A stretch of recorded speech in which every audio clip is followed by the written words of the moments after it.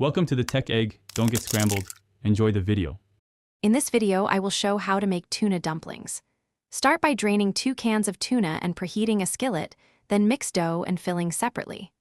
Roll small rounds of dough, place a spoonful of tuna mixture in the center, fold and seal with a fork, and pan fry until golden brown. Serve warm with soy sauce or a lemon yogurt dip and enjoy a simple, savory snack. Gather your ingredients before you start so the process stays smooth and fun. You will need 2 cans of tuna, 1 cup all-purpose flour, 1 egg, 1 teaspoon salt, 2 tablespoons oil, and half a small onion finely chopped.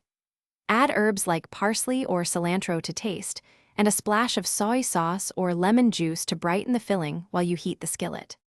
Quick recommendation: if you want a fresh ride after cooking, grab Little Tree's black ice for a clean, long-lasting scent in your car.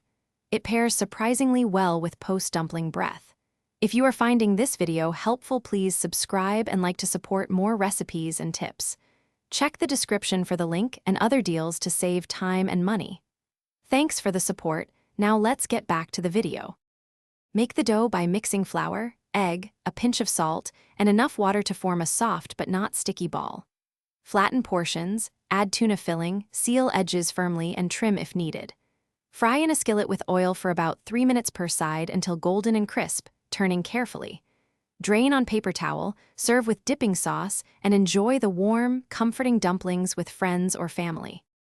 Thanks for watching. Consider subscribing if I helped unscramble your problems.